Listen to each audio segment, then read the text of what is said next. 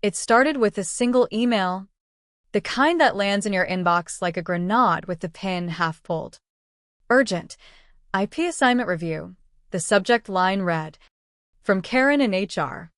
Her signature block festooned with those little corporate emojis that always felt like a slap in the face. I was hunched over my desk in the dim glow of dual monitors, tweaking the final parameters on the traffic optimization model I'd nursed from a rough prototype into a beast that could predict urban gridlock better than any meteorologist forecasts rain. 12 years at Urban Flow Logistics in downtown Chicago. And this was how they thanked me, sliding a digital noose under the guise of routine paperwork. I clicked open the attachment, scanning the legalese with the same precision I applied to debugging code. There it was, buried in paragraph 7, a full transfer of intellectual property rights for the core engine I'd built. My engine. The one that shaved millions off fuel costs by rerouting fleets through real-time data streams from traffic cams, weather APIs, and even social media bursts about accidents. It wasn't just code, it was my intuition digitized, layers of logic that adapted to human unpredictability, the tired driver taking a wrong turn, the sudden downpour flooding an underpass.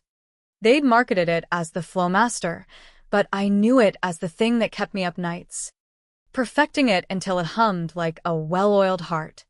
Karen popped into my video call uninvited, her face pixelated but her tone chipper.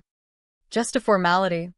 Alex, with the merger coming up, we need everything consolidated. Sign by end of day. I leaned back in my creaky office chair, the one they'd never replaced despite my requests, and let the silence stretch. Sure, I said finally, my voice flat as Midwest prairie. But inside, something ignited a slow burn, like embers under ash. They thought I was the quiet type, the reliable backend guy who showed up in flannel shirts and didn't chase promotions. The fossil in a sea of millennials with their energy drinks and agile manifestos.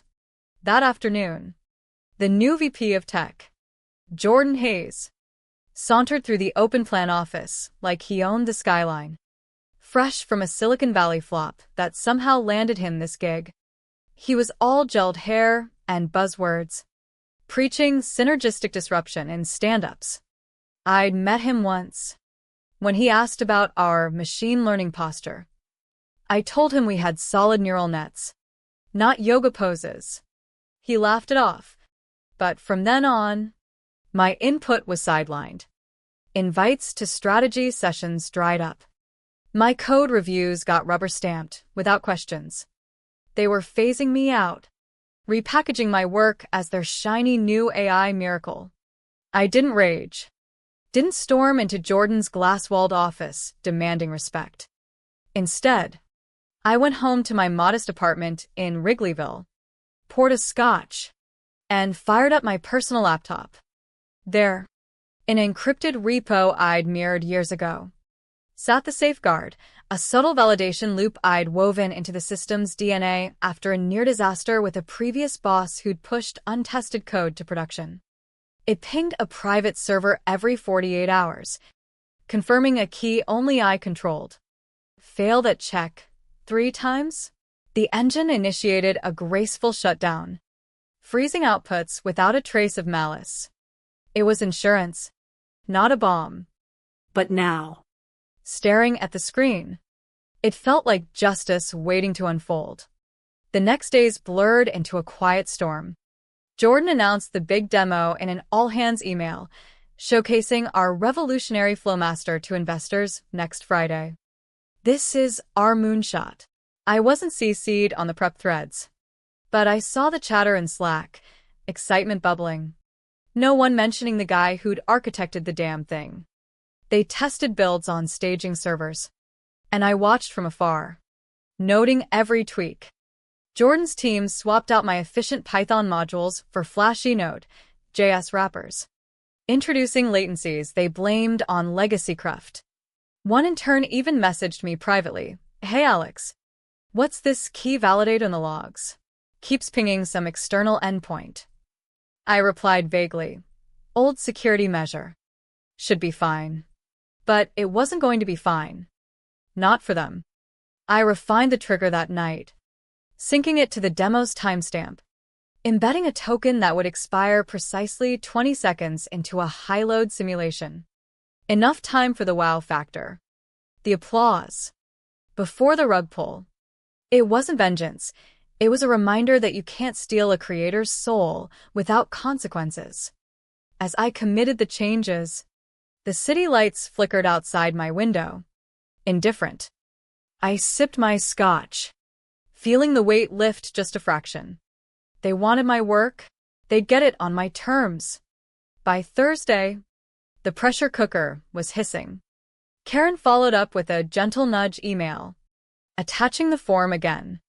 I ignored it, focusing instead on backing up my personal archives. Jordan's voice echoed in my head from an overheard call. Once we consolidate the IP, we can ditch the old guard. Streamline. Old guard. Me. The guy who'd pulled all-nighters during the 2020 supply chain chaos, rerouting trucks around lockdowns while everyone else zoomed from home. But facts don't dazzle like PowerPoints. Friday morning dawned crisp. The kind of Chicago day where the wind off Lake Michigan carries a bite.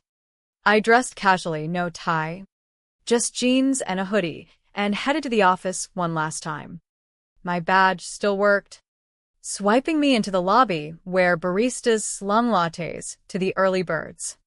Up on the 14th floor, the demo room buzzed with setup, massive screens calibrated, chairs arranged for the VIPs. Jordan rehearsed his pitch, gesturing wildly at dashboards that lit up with my algorithm's magic. Watch this, real-time adaptation. The map shifted seamlessly, savings projections climbing. For a heartbeat, I almost felt proud.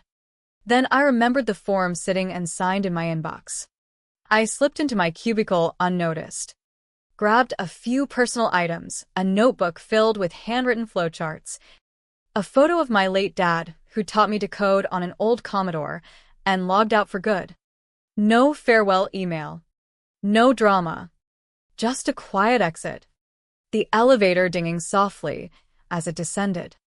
Outside, I hailed a cab to a nearby coffee shop, the one with the strong brew and free Wi-Fi. Settled in a corner booth, I pulled up the observability dashboard I'd built eons ago, the one they forgot to revoke. The stream connected flawlessly. Showtime was imminent. The investors arrived in waves, suits from New York VCs, execs from rival firms, even a tech blogger with a notebook. Jordan greeted them like old pals, handing out branded swag.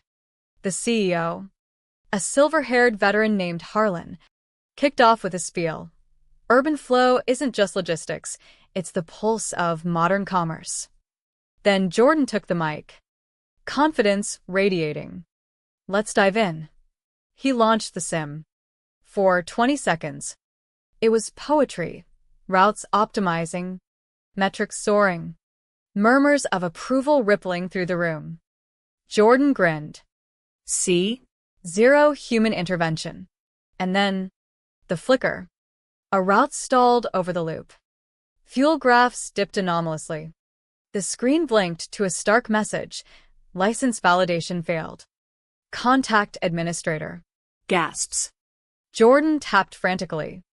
Minor glitch rebooting. But the system cascaded. Subsystems offline. Data feeds null. Authentication denied. The room froze. Harlan's face tightened. An investor whispered, "What the hell?" Jordan's polish cracked. Sweat beading. They didn't know it yet. But I'd just turned their triumph into a tombstone. The silence in that demo room stretched like a rubber band about to snap.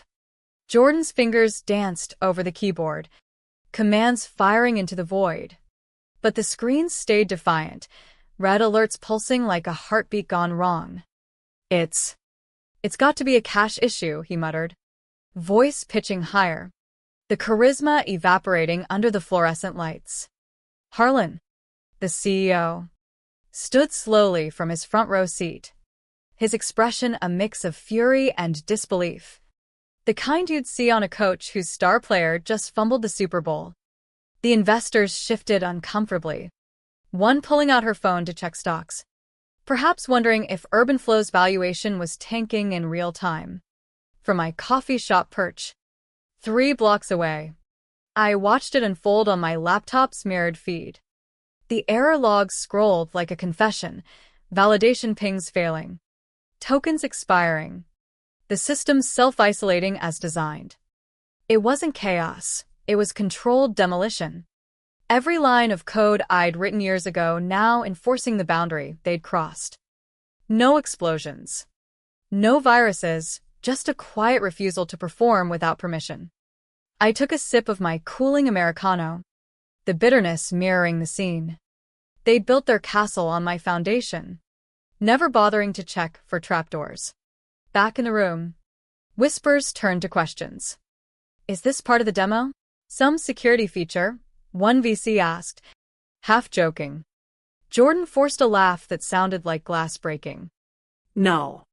No, team's on it. Give us a minute.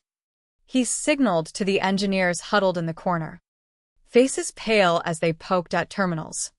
Lisa, a sharp mid-level dev I'd mentored, frowned at her screen. This validator, it's external, tied to an old key server. We never migrated it. Jordan whirled. Then bypass it. Lisa shook her head. Can't. It's woven into the core. We'd need the owner's creds. The word owner hung in the air like smoke. Harlan's eyes narrowed. Owner? This is company property. Karen from HR, who'd slunk into the back, cleared her throat. Well, technically, Alex hasn't signed the transfer yet. A beat. Then Harlan exploded, voice low but lethal. He hasn't what? Jordan stammered. We thought it was handled. Formality. The investors exchanged glances. One stood, gathering his coat. Call us when it's not a formality. The exodus began, polite excuses, firm handshakes masking disdain.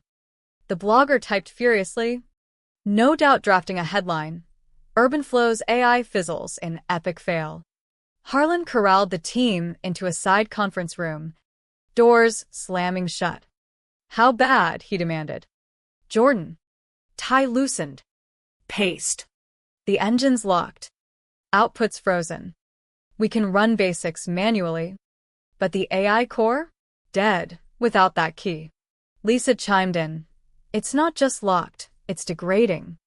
Fail-safes are kicking in to prevent unlicensed runs. Harlan turned to legal. A bespectacled guy named Ted. Options. Ted adjusted his glasses. We own the code in spirit, but without the waiver. It's murky. Alex built it on company time, but he embedded personal controls. Sue? Possible, but it'd drag on. Kill investor confidence. The blame game ignited. Jordan pointed at Karen. You said the paperwork was done. Karen fired back. You pushed the demo without confirmation. Harlan silenced them with a glare. Fix it. Get Alex on the line. They dialed my number. The call buzzing in my pocket. I let it ring twice before answering. Voice neutral. This is Alex. Harlan's tone was honey over gravel. We need you back. Now. I paused, letting the request simmer. I'm unavailable today. Personal day. Click. The line went dead, and I imagined the room's collective jaw drop. They called again. Twice more. Voicemails escalating from polite to pleading. Jordan's. Hey. Man. Misunderstanding. Let's chat. Karen's. Urgent matter regarding your contributions. I ignored them, finishing my coffee, stepping out into the bustling Chicago street.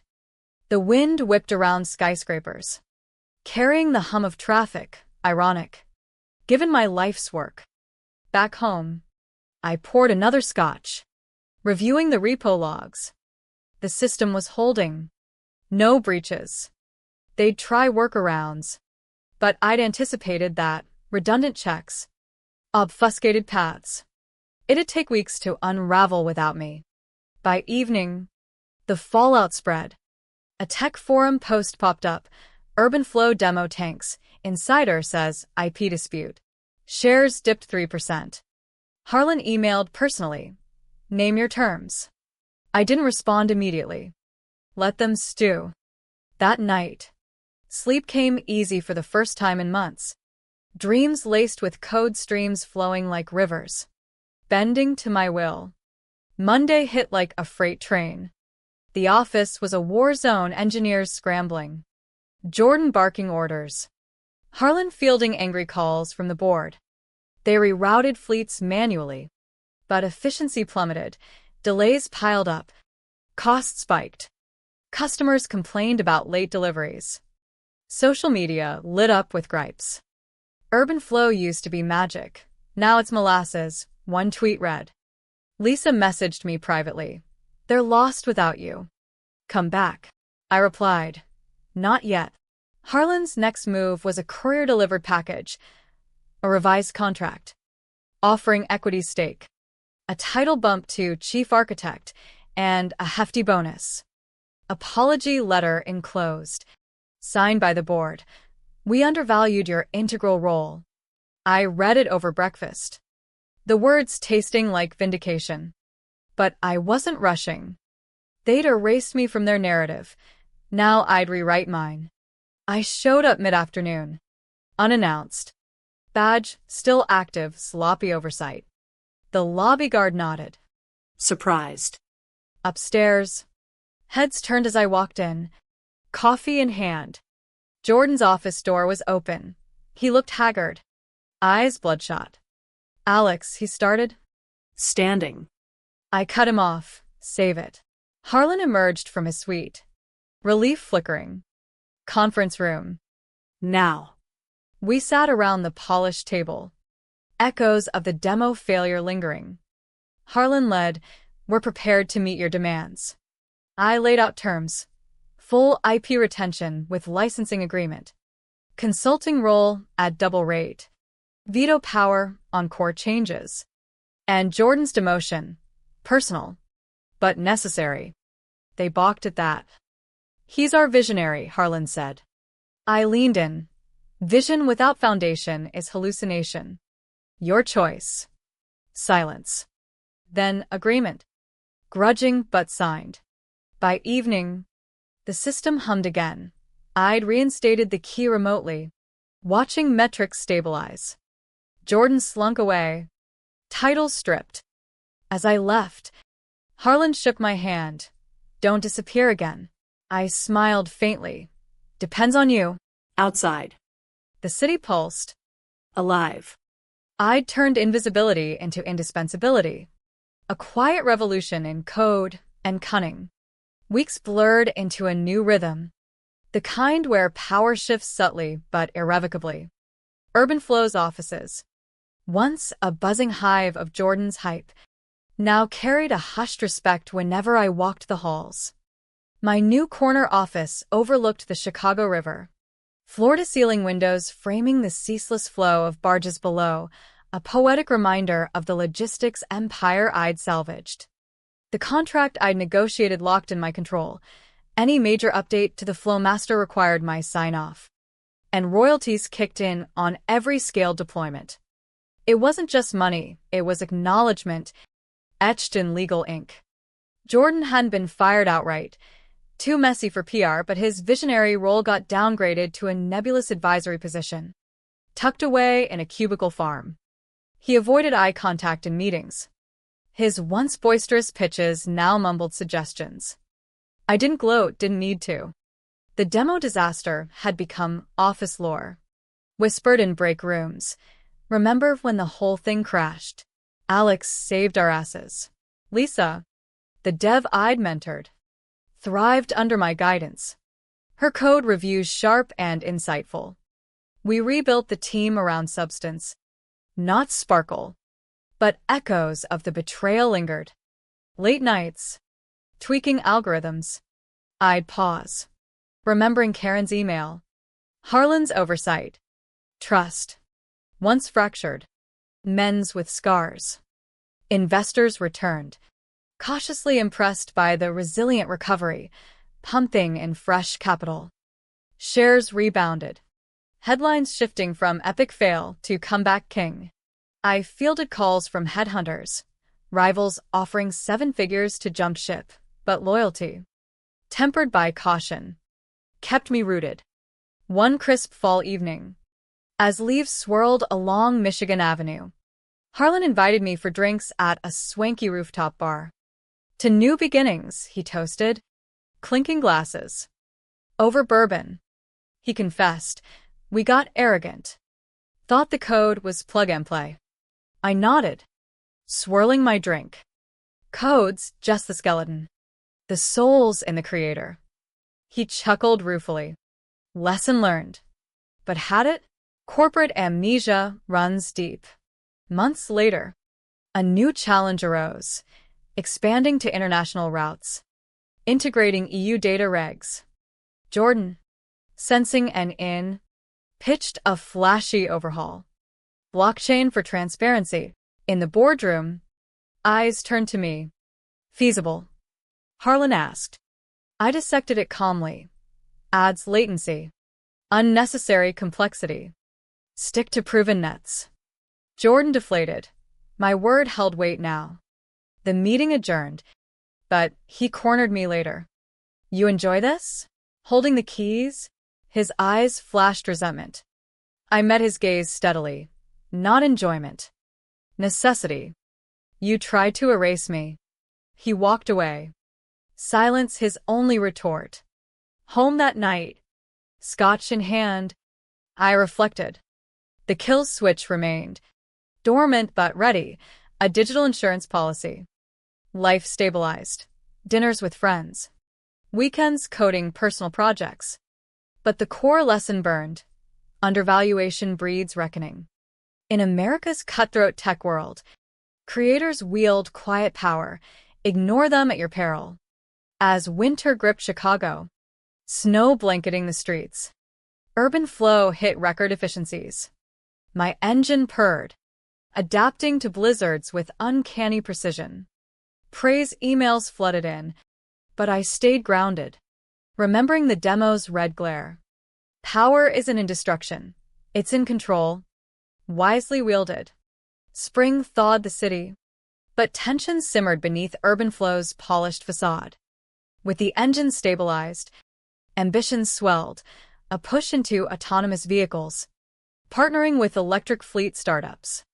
Harlan rallied the troops in an all-hands, visions of driverless convoys dancing in projections. This is our next evolution. But beneath the applause, cracks formed. Jordan, relegated but resilient, networked quietly, whispering doubts about over-reliance on legacy systems. Legacy. Me. I caught wind through Lisa. He's pitching to the board, says we need fresh architecture. I didn't confront, observed. My observability tools. Still active. Logged unusual accesses. Jordan probing the validator layers. Clever, but amateur. He de tripalar-me de setembre. One evening, alerts pinged, unauthorized query to the key server. I traced it to his IP. Game on. Next day, I requested a one-on-one with Harlan. Security concern, I said. In his office, river views gleaming, I laid it out. Evidence of tampering. Harlan's face hardened. Jordan. I nodded. Testing boundaries. He sighed. Rubbing temples. Handle it discreetly. I did, remotely throttling his access, leaving him chasing ghosts. Jordan's frustration boiled over in a team meeting. Why's the backend so locked down? Eyes on me. Security. I replied evenly. Learned from past mistakes.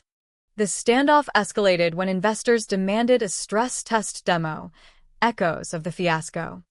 Harlan hesitated, but pressure mounted. Alex leads, he decreed. Jordan bristled, but complied. Prep was meticulous. I fortified the system. Embedding redundancies. Demo day arrived. Room packed. Jordan hovered. Skeptical. I launched. Flawless performance. Metrics soaring. Applause thundered. Jordan slipped out early. Defeated. Post-demo. Harlan offered permanence. Stay forever. But freedom beckoned.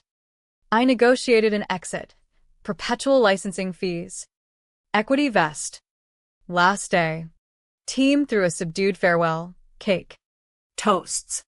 Jordan absent. Walking out. Badge surrendered. I felt closure. The engine endured. My imprint eternal. Months free. Consulting gigs rolled in, firms eager for my resilience expertise. One evening, a text from Harlan. Jordan's gone. Started his own thing, flopped already. I smiled. Cycles repeat. But I'd broken mine. Freedom tasted like open roads. The kind my algorithms once mastered. Post-urban flow. I consulted from a lakeside cabin in Michigan. Cherry blossoms framing video calls. Gigs varied. Optimizing supply chains for e-commerce giants. Advising startups on IP pitfalls. Each echoed my saga. Creators sidelined, then reclaimed. Never embed kill switches. I'd advise Riley. Unless you must.